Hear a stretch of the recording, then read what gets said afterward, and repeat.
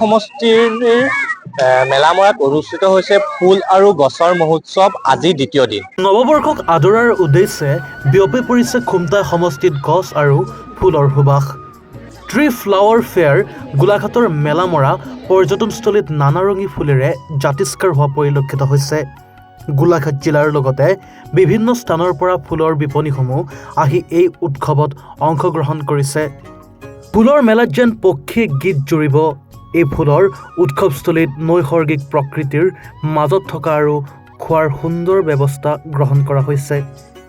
যে নৱগঠিত খুমটা সমষ্টিৰ বৃহত্তৰ মৰঙী মৌজাত অন্তৰ্ভুক্ত হোৱাৰ পাছতেই বিধায়ক মৃণাল শইকীয়া ডাঙৰীয়াই ফুল আৰু গছৰ উৎসৱ মৰঙীত আয়োজন কৰিবলৈ পৰিকল্পনা কৰিছে।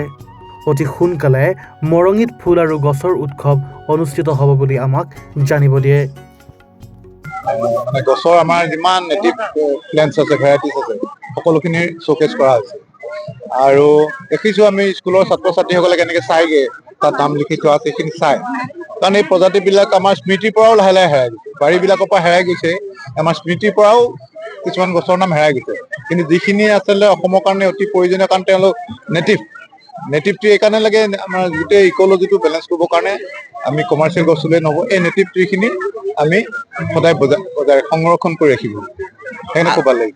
বেলেগ মই আচলতে এইটো এটা গাঁওবিলাক ডেভেলপ কৰিব খুজিছোঁ, যে ৰুৰেল টুৰিজম যিটো গ্ৰাম্য পৰ্যটন কয়, সেই এখন গাঁৱত চিনাকি কৰিলে যে এইখন এতিয়া একো নথকা গাঁও, কিন্তু চাফা চিকুণ এখন গাঁও, চৰাই পৰেহি ইয়াত, মানুহবিলাকে হস্পিটেবল।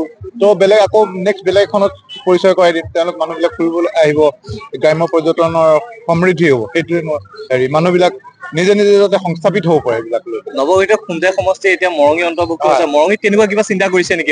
ইতিমধ্যে মৰঙীত কি কৰিম মই ভাবি থোৱা আছে। তেওঁলোকে ছাব্বিছত এনেকুৱা এটা কিবা মানে আশাৰ হেৰি ছাব্বিছৰ আগতেই। অ'কে।